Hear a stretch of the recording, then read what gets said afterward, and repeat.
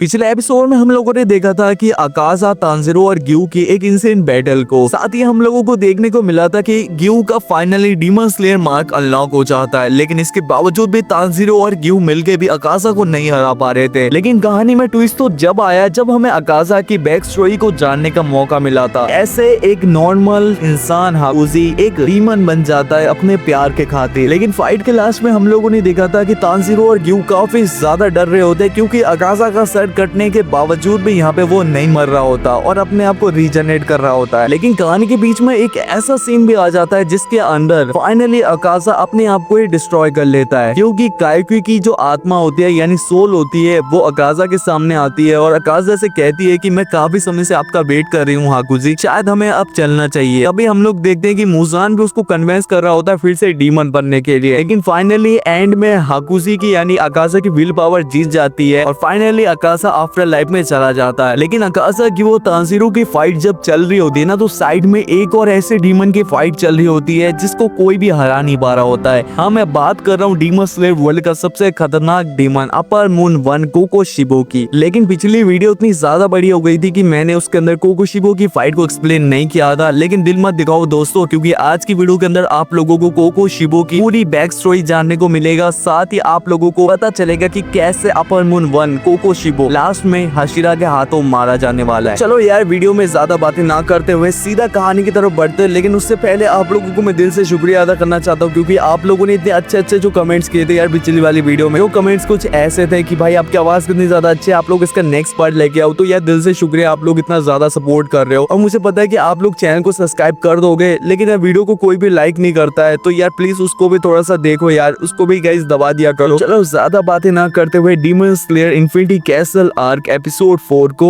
Start करते हैं। Starting में हम लोग देखते हैं कि ग्यूमी और मुचिरो को जो यहाँ पे इन्फिनिटी कैसल में भाग रहे होते हैं और कह रहे होते हैं कि मुजान ऑलमोस्ट हमारे बहुत ही ज्यादा क्लोज। लेकिन इधर नाकेमी ग्यूमी और यहाँ पे मुचिरो को दोनों को अलग करने की कोशिश कर रही होती है और फाइनली उसका प्लान यहाँ पे सक्सेसफुल हो जाता है। मुचिरो एक दीवार से टकरा जाता है और ये दीवार मुचिरो को एक दूसरे कमरे में लेके चली जाती है। लेकिन जिस कमरे में हमारे मुचिरो एंट्री करता है उसके सामने कुछ ऐसा होता है जिस चीज को देखने के बाद वो बिल्कुल फ्रीज हो चुका होता है और वो यहाँ पे मन में सोच रहा होता है कि ये तो एक अपर मून 1 है, इसके पास ऐसी कौन सी पावर होगी, क्या मैं इसे हरा भी पाऊंगा कि नहीं पाऊंगा और मुझे इतना ज्यादा घबराहट क्यों हो रहा है। इधर हम लोग कोकोशिबो को देखते हैं जो यहाँ पे मुचिरो की पूरी बॉडी को स्कैन कर लेता है और सोच रहा होता है कि ये बच्चा काफी ज्यादा अलग है। लेकिन यहाँ पे मुचिरो सोच रहा होता है कि आखिरकार कोकोशिबो कितना ज्यादा पावरफुल हो सकता है, क्या ये और डीमन से काफी ज्यादा पावरफुल है। लेकिन तभी मुचिरो की नजर जाती है कोकोशिबो के स्वॉर्ड पे और वो सोचने लगता है क्या कोकोशिबो मरने से पहले एक डीमन स्लेयर था। मुचिरो ये सब सोच ही रहा होता है तभी हम लोग देखते हैं कि मुचिरो की बॉडी यहाँ पे कांपने लगती है और उसका हाथ यहाँ पे हिलने लगता है। मुचिरो सोच रहा होता है कि आखिरकार ये क्या हो रहा है, ऐसा मेरे साथ पहले कभी भी नहीं हुआ। इस चीज को देखने के बाद मानो ऐसा लगता है कि मुचिरो की बॉडी यहाँ पे गिव अप कर रही है और कह रही हो कि सामने जो डीमन खड़ा है उससे उसको नहीं लड़ना चाहिए। लेकिन तभी हम लोग देखते हैं कोकोशिबो यहाँ पे मुचिरो से पूछ रहा होता है कि तुम्हारा नाम क्या है। मुचिरो उसको जवाब दे दो, कहता है कि मेरा नाम टोकियो तो मुचिरो है। इधर कोकोशिबो कहता है कि मुझे लगा था कि शायद तुम्हारा सरनेम सुकीगुनी होगा। लेकिन मुचिरो को कोकोशिबो की बात यहाँ पे समझ नहीं आ रही होती कि आखिरकार कोकोशिबो कहना क्या चाहता है। अभी कोकोशिबो यहाँ पे मुचिरो की कंफ्यूजन को दूर करते हुए कहता है कि सुकीगुनी एक लेजेंडरी सरनेम है, मैं जब इंसान हुआ करता था तो मेरा सरनेम भी सुकीगुनी था। लेकिन तभी हम लोग देखते हैं कि कोकोशिबो यहाँ पे मुचिरो से बोलता है कि तुम मेरे डिसेंडेंट हो और ऐसे इसलिए कि डीमन बनने से पहले मैं जिस फैमिली में पैदा हुआ था उसी फैमिली में तुम आगे चल के पैदा हुए हो और कहीं ना कहीं तुम्हारे अंदर भी मेरा खून है और तुम मेरे डिसेंडेंट हो। जिसको सुनने के बाद मुचिरो बिल्कुल शॉक हो जाता है कि वो एक अपर मून 1 डीमन का डिसेंडेंट है। लेकिन तभी हम लोग देखते हैं कि मुचिरो एकदम सीरियस मूड में आ जाता है और अपनी स्वॉर्ड को कस के पकड़ लेता है और कहता है कि मुझे इससे कोई फर्क नहीं पड़ता कि मैं तुम्हारा डिसेंडेंट हूँ, लेकिन इस टाइम पे तुम मेरे ओपोनेंट और एक डीमन हो। इस चीज को देखने के बाद कोकोशिबो यहाँ पे मुचिरो की तारीफ कर रहा होता है और कह रहा होता है कि ऐसे माहौल में भी तुमने अपने आप को इतनी जल्दी शांत कर लिया है, ऐसा सिर्फ मेरे डिसेंडेंट ही कर सकता है। तभी हम लोग देखते हैं कि मुचिरो टाइम को वेस्ट ना करते हुए कोकोशिबो के ऊपर mist breathing second form layered mist का यूज कर देता है। लेकिन कोकोशिबो उसको इफर्टलेसली इतनी इजी डॉज कर लेता है और साथ ही यहाँ पे मुचिरो की तारीफ कर रहा होता है कि ये इतना ज्यादा बुरा नहीं था, मैंने देखा ये एक मिस्ट ब्रीथिंग है। तभी हम लोग देखते हैं मुचिरो यहाँ पे कोकोशिबो के ऊपर दोबारा अटैक कर देता है mist breathing 5th form sea of cloud mist का। लेकिन हम लोग देखते हैं कि कोकोशिबो इसको इजिली डॉज कर लेता देता है। इधर हम लोग मुइचिरो को देखते हैं जिसने अपने डीमन स्लेयर मार्क को अनलॉक कर लिया होता है और वो कह रहा होता है कि भले मैं तुम्हारा डिसेंडेंट हूँ लेकिन तुम्हारे खून का एक भी कतरा मेरे अंदर नहीं है। इस चीज को देखने के बाद कोकोशिबो काफी ज्यादा हैरान हो रहा होता है क्योंकि काफी सालों बाद किसी डीमन स्लेयर ने अपने डीमन स्लेयर मार्क को अनलॉक किया होता है। कोकोशिबो ये सब बोल ही रहा होता है लेकिन तभी हम लोग देखते हैं कि मुइचिरो यहाँ पे मिस्टर बीटिंग 7 फॉर्म हेज का यूज करके कोकोशिबो के ऊपर अटैक कर देता है जो कि ऑलमोस्ट यहाँ पे कोकोशिबो को टच करने वाला होता है, लेकिन आखिरी में ऐसा होता नहीं है। कोकोशिबो इस अटैक को भी इजीली डॉज कर लेता है और सच बोलूं तो गाइस ये अटैक काफी ज्यादा पावरफुल था, लेकिन अब कोकोशिबो खेलना बंद करके सीरियस मोड में आ चुका होता है और फर्स्ट टाइम कोकोशिबो अपने स्वॉर्ड को बाहर निकालता है और आते के संग वो यूज करता है मून ब्रीथिंग फर्स्ट फॉर्म का, जिसकी मदद से वो मुइचिरो के एक हाथ को भी काट देता है। मुइचिरो अपने हाथ को कटा हुआ देख के काफी ज्यादा घबरा जाता है, लेकिन वो अपने ड्रेस में से कपड़ा फाड़ने के बाद अपने खून को रोकने की कोशिश करता है और एक हाथ से यहाँ पे कोकोशिबो के ऊपर अटैक कर देता है। लेकिन इस बार कोकोशिबो उसकी स्वॉर्ड को यहाँ पे पकड़ लेता है और उसकी स्वॉर्ड को उसके छाती के आर पार करके एक पिलर में लटका देता है। तभी यहाँ पे जो कोकोशिबो होता है वो मुइचिरो को यहाँ पे डीमन बनने के लिए कन्वेंस कर रहा होता है और कह रहा होता है कि तुम चाहो तो यहाँ पे डीमन बन सकते हो, अगर तुम डीमन बन जाओगे तो तुम्हारा हाथ भी यहाँ पे ठीक हो जाएगा और साथ ही अगर मुजान तुम्हें एक्सेप्ट कर लेगा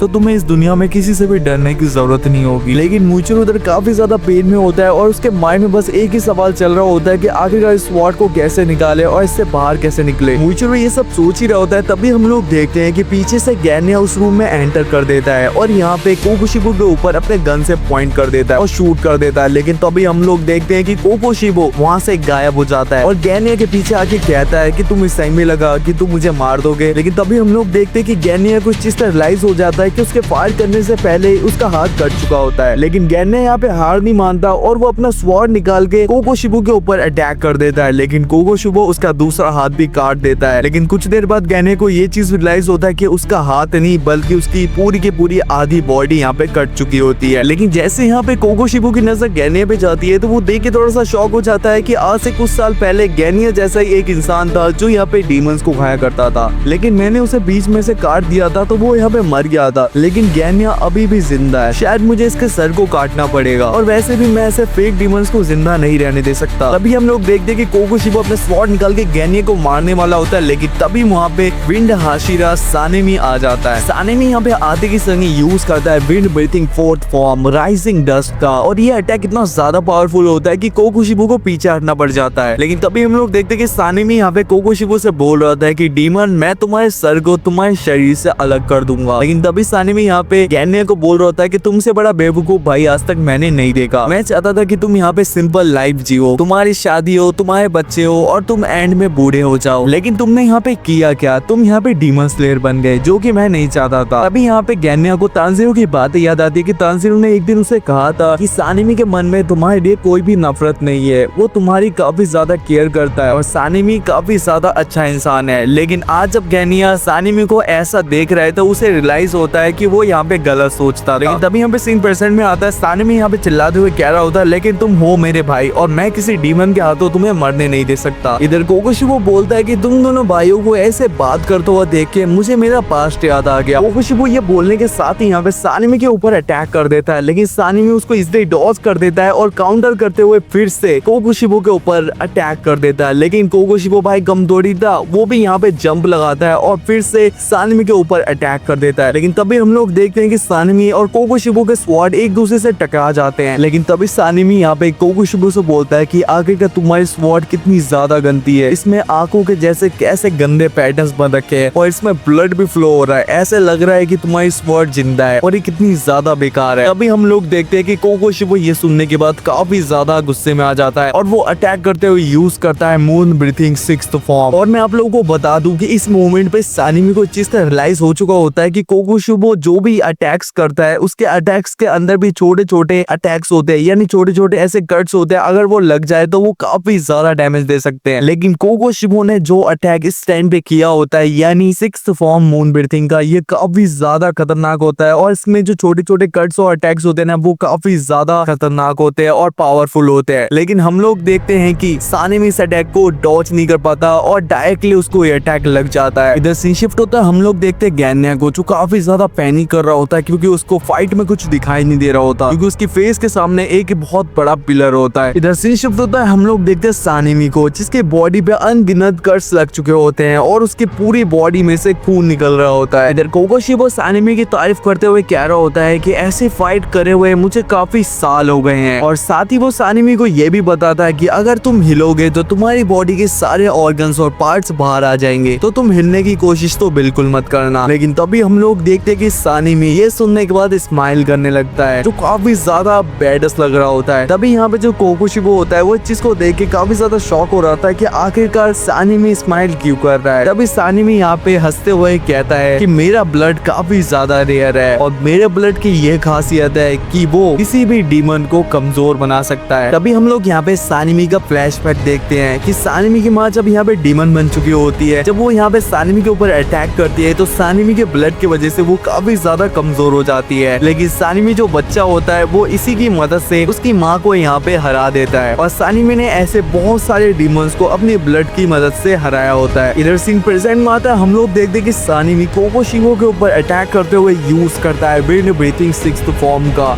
जो कि ऑलमोस्ट यहाँ पे कोकोशिबो को टच करने वाला होता है, लेकिन ऐसा होता नहीं है। कोकोशिबो इस चीज को देख के काफी ज्यादा शॉक हो रहा होता है और सोच रहा होता है कि सानिमी ने अपने मसल्स को काफी ज्यादा टाइट कर रखा है, जिस वजह से वो अपने ब्लड के फ्लो को रोक रहा है। तभी हम लोग देखते हैं कि कोकोशिबो यहाँ पे सानिमी के स्वॉर्ड को अपने पैर से पकड़ लेता है और साथ ही यहाँ पे सानिमी के गले को काटने वाला होता है, लेकिन सानिमी गैनिया के शॉटगन की मदद से उस अटैक को रोक लेता है, कोकोशिबो के ऊपर अटैक कर देता है। लेकिन हम लोग देखते हैं कि कोकोशिबो अपनी स्वॉर्ड की मदद से उस अटैक को भी रोक लेता है, लेकिन कोकोशिबो अब काफी ज्यादा गुस्सा हो गया था और वो यहाँ पे सानिमी के ऊपर यूज कर देता है moon breathing 3rd form slices का। लेकिन सरप्राइजली हम लोग देखते हैं कि सानिमी वहाँ से गायब हो जाता है। तभी वहाँ पे एंट्री हो जाती है मोस्ट स्ट्रॉन्गेस्ट हाशिरा योमी की। योमी आते के साथ ही सानिमी को बचा लेता है और सानिमी से कह रहा होता है कि अपने कर्ज पे जल्दी से टाके लगा लो जब तक मैं इस डीमन को संभालता हूँ। सानिमी ग्यू से कहता है कि ठीक है, और साथ ही वो यहाँ पे ग्यू से सॉरी कह रहा होता है उसकी ऐसी हालत के लिए। इधर हम लोग कोकोशिबो को देखते हैं जो ग्यू को पूरा स्कैन कर लेता है और स्माइल करते हुए सोच रहा होता है कि ये बंदा काफी ज्यादा स्ट्रॉन्ग है, इसके मसल्स और इसकी बॉडी इसके पीक पे है, और साथ ही अगले 3000 सालों में मुझे ऐसा कोई भी बंदा नहीं मिला जो इतना ज्यादा पावरफुल हो। तभी हम लोग यहाँ पे ग्योमी को देखते हैं जो अपने वेपन को बहुत ही तेजी से यहाँ पे घुमा रहा होता है और साथ ही वो काफी तेजी से ब्रीथिंग कर रहा होता है। इस चीज को यहाँ पे कोकोशिबो देख रहा होता है। तभी हम लोग देखते हैं कि ग्योमी यहाँ पे कोकोशिबो के ऊपर अपने वेपन से अटैक कर देता है, लेकिन इधर कोकोशिबो उस अटैक को इजिली डॉज कर लेता है और साथ ही अपना मून ब्रीथिंग का यूज करने ही वाला होता है, लेकिन ग्योमी अपने दूसरे एक्सेस पे दोबारा अटैक कर देता है, जिससे कोकोशिबो को मून ब्रीथिंग करने का टाइम ही नहीं मिलता। ग्योमी लगातार यहाँ पे कोकोशिबो के ऊपर अपने वेपन से अटैक कर रहा होता है। तो अभी हम लोग देखते हैं कि ग्योमी यहाँ पे यूज करता है रॉक ब्रीथिंग 2nd फॉर्म का। ये अटैक काफी ज्यादा पावरफुल होता है। तभी हम लोग देखते हैं कि कोकोशिबो इस अटैक को इजिली डॉज कर लेता है, लेकिन तभी हम लोग देखते हैं ग्योमी की चेन्स होती है वो कोकोशिबो के चारों तरफ घूम रही होती है और उसको पकड़ने की कोशिश करती है, लेकिन इधर कोकोशिबो अपने स्वॉर्ड की मदद से ग्योमी के चेन्स को काटने की कोशिश करता है, लेकिन ग्योमी की चेन्स इतनी ज्यादा मजबूत होती है कि कोकोशिबो की स्वॉर्ड भी उसको नहीं काट पा रही होती। लेकिन तभी हम लोग देखते हैं कि कोकोशिबो ना चाहते हुए भी इस अटैक को डॉज कर लेता है। तभी हम लोग देखते हैं कि ग्योमी फिर से अटैक कर देता है कोकोशिबो के ऊपर, लेकिन ग्योमी इस बार कोकोशिबो के ऊपर नहीं बल्कि उसके स्वॉर्ड को यहाँ पे पकड़ लेता है और उसकी स्वॉर्ड को बीच में से तोड़ देता है। गाइस मानना तो पड़ेगा कि ग्योमी काफी ज्यादा स्ट्रॉन्ग है, क्योंकि कोकोशिबो इससे पहले 2 हाशिरास के साथ ऑलरेडी लड़ चुका है। टॉप रैंक के हाशिरास थे, यानी मैं मुचुरो की और सानिमी की बात कर रहा हूँ, जो कि ऑलरेडी काफी ज्यादा इंजर्ड पड़े हुए हैं, लेकिन ग्योमी आधे की संगी यहाँ पे कोकोशिबो को अटैक करने का मौका भी नहीं दे रहा होता। साथ ही वो यहाँ पे कोकोशिबो के स्वॉर्ड को भी तोड़ देता है। मतलब समझ सकते हो कि भाई ये बंदा कितना ज्यादा पावरफुल है। इस वजह से कमेंट में आप लोग बताना कि आप लोगों का फेवरेट हाशिरा कौन सा है। लेकिन तभी हम लोग देखते हैं कि कोकोशिबो यूज करता है मून ब्रीथिंग फ्लावर्स का, लेकिन ग्योमी भाई कम थोड़ी था, वो भी यहाँ पे काउंटर करते हुए यूज करता है स्टोन ब्रीथिंग रैपिड कॉन्क्वेस्ट का। दोनों अटैक काफी ज्यादा ही पावरफुल थे। लेकिन तभी हम लोग देखते हैं जो कोकोशिबो होता है वो यहाँ पे ग्योमी से बोलता है, तुम्हें क्या लगा कि मेरी स्वॉर्ड तोड़ दोगे तो तुम यहाँ पे जीत जाओगे? तुम्हें शायद पता नहीं है कि मैं अपने बॉडी के साथ साथ अपनी स्वॉर्ड को भी रीजनरेट कर सकता हूँ, तो तुम्हारे अटैक्स मेरे ऊपर यूजलेस है। इस चीज को सुनने के बाद ग्योमी थोड़ा सा शॉक हो जाता है, क्योंकि ग्योमी को इस चीज का अंदाजा नहीं था कि यहाँ पे कोकोशिबो अपनी स्वॉर्ड को भी रीजनरेट कर सकता है। इधर सीन शिफ्ट होता है, हम लोग देखते हैं मोचिरो को, जो यहाँ पे काफी ज्यादा दर्द में होता है और काफी कोशिश करने के बाद फाइनली वो स्वॉर्ड को पिलर में से निकाल देता है और अपने आप को यहाँ पे फ्री कर लेता है। सच में यार मोचिरो को देख के पता चल रहा है कि वो कितना ज्यादा दर्द में है। तभी हम लोग इधर सानिमी को देखते हैं जिसने अपनी बॉडी पे टाके लगा लिए होते हैं और वो सोच रहा होता है कि फाइनली मैंने अपनी अपनी बॉडी पे टाके लगा दिए, तो अभी मुझे सीधा बैटल में जाना चाहिए। तो अभी हम लोग देखते कि सानिमी यहाँ पे कोकोशिबो के ऊपर टाइम को वेस्ट ना करते हुए अटैक कर देता है। और हम लोग एक चीज नोटिस करते हैं कि सानिमी का डीमन स्लेयर मार्क भी यहाँ पे अनलॉक हो चुका होता है। तो मतलब समझ सकते हो कि सानिमी अब पहले से काफी ज्यादा पावरफुल बन चुका होता है। यूमी भी अटैक कर देता है और वो दोनों यहाँ पे कंबाइन अटैक कर रहे होते हैं और बहुत ही ज्यादा परफेक्टली। इस चीज को देख के कोकोशिबो समझ जाता है कि ये दोनों हाशिरास और हाशिरा से काफी ज्यादा पावरफुल है। और साथ ही यहाँ पे पता नहीं कितने सारे डीमन स्लेयर ने डीमन स्लेयर मार्क को अनलॉक कर रखा होगा। लेकिन तभी हम लोग इधर मूचिरो को देखते जो गेन्या के कहने पर कोकोशिबो के टूटे हुए बालों को लेके आ जाता है और गेन्या को खिला देता है, जिससे गेन्या एकदम से रीजनरेट हो जाता है। तभी गेन्या के माइंड में आता है अगर वो कोकोशिबो के स्वॉर्ड के टुकड़े को खा लेता है तो और भी ज्यादा वो स्ट्रॉन्ग हो जाएगा। लेकिन तभी हम लोग देखते हैं कि गेन्या के अंदर से एक आवाज आती है। ये आवाज और किसी की नहीं बल्कि मुजान की होती है। मुजान गेन्या को बोल रहा होता है कि कोई भी डीमन स्लेयर और हाशिरा मेरे पास नहीं आना चाहिए। साथ ही यहाँ पे मुजान गेन्या को धमकी देता है, जिससे गेन्या काफी ज्यादा पैनिक हो जाता है। तभी यहाँ पे सीन शिफ्ट होता है। हम लोग देखते हैं कि सानिमी यहाँ पे स्माइल कर रहा होता है बहुत ही बैडेस्ट तरीके से, और वो यहाँ पे कोकोशिबो से कहता है कि मैंने और क्यों ने काफी दिन और काफी घंटे यहाँ पे एक साथ ट्रेनिंग की है, जिस वजह से हम यहाँ पे परफेक्टली कंबाइंड अटैक्स कर सकते हैं। ये बोलने के साथ ही यहाँ पे सानिमी और ग्यू दोनों यहाँ पे कोकोशिबो के ऊपर अटैक कर देते हैं। लेकिन हम लोग देखते हैं कि कोकोशिबो ग्यू को देख के समझ चुका होता है कि ग्यू ब्लाइंड होने के बावजूद भी वो अपने वेपन्स की मदद से अपने एनिमी का पता लगा रहा है। साथ ही वो जब भी अपने वेपन को यहाँ पे थ्रो करता है तो उसमें से जो निकलने वाले वाइब्रेशन से वो पूरे के पूरे एनवायरनमेंट का पिक्चर अपने माइंड में बना लेता है, जो कि काफी ज्यादा लाजवाब है। तभी वो सोचता है कि उसे यहाँ पे सानिमी के ऊपर अटैक करके उसे पहले खत्म कर देना चाहिए। तभी वो सोचता है कि वो सानिमी की स्वॉर्ड को तोड़ देगा, लेकिन यहाँ पे हो जाता है इसका उल्टा। सानिमी यहाँ पे कोकोशिबो की स्वॉर्ड को यहाँ पे जमीन में टिका देता है और यहाँ पे कोकोशिबो के ऊपर अटैक कर देता है, जिससे कोकोशिबो के कई सारे बाल यहाँ पे कट जाते हैं। कोकोशिबो अपने आप को संभाल ही रहा होता है, लेकिन तभी वहाँ पे ग्यूमी आ जाता है और अपने एक्स की मदद से कोकोशिबो का एक कान भी काट देता है। कोकोशिबो इस चीज के बारे में सोच ही रहा होता है। तभी हम लोग देखते हैं कि सानिमी और ग्यू यहाँ पे कंबाइन अटैक कर देते हैं। सानिमी यूज करता है विंड ब्रीथिंग 7 फॉर्म का, इधर ग्यूमी यूज करता है स्टोन ब्रीथिंग 1st फॉर्म, जो गाइस काफी ज्यादा खतरनाक होता है। लेकिन हम लोग क्या देखते हैं कि कोकोशिबो का इससे बस किमोनो ही कटता है। कोकोशिबो को यहाँ पे कुछ भी नहीं होता, बल्कि यहाँ पे सानिमी और ग्यू को बहुत सारे कट्स लग चुके होते हैं। इसलिए होता है क्योंकि कोकोशिबो ने अपने स्वॉर्ड को काफी ज्यादा डेमोनिक बना लिया होता है, जो दिखने में काफी ज्यादा खतरनाक लग रहा होता है। और सच में इस टाइम पे और इस पोजीशन में कोकोशिबो काफी ज्यादा बैडस लग रहा होता है। और हम लोग देखते हैं कि कोकोशिबो इस टाइम पे सीरियस मूड में आ चुका होता है। सच में वैसे भी तो गाइस ये कितना ज्यादा बैडस लग रहा है, और अब ये जो सीरियस मूड में आ चुका है तो पता नहीं कोकोशिबो आगे क्या करेगा। तो गाइस आज का वीडियो यहीं पे एंड करते हैं। आई होप करता हूँ कि आप लोगों को ये एपिसोड काफी ज्यादा अच्छा लगा होगा, और हाँ, इसके नेक्स्ट एपिसोड में जल्दी ले आऊंगा, तो जल्दी से चैनल को सब्सक्राइब कर लो और बेल आइकन को ऑल पे सेट कर लेना, क्योंकि जैसे ही वीडियो आएगा आप लोगों को नोटिफिकेशन चला जाएगा। तो गाइस मुझे कमेंट में जरूर बताना कि आप लोगों का फेवरेट हाशिरा कौन है, और साथ ही गाइस इसका एपिसोड आप लोगों के लिए मैं जल्दी ले आऊंगा, तो टेंशन मत लो, और हाँ, लाइक करना बिल्कुल मत भूलना। तो चलो आप लोग अपना ख्याल रखना, मिलता हूँ नेक्स्ट पार्ट में।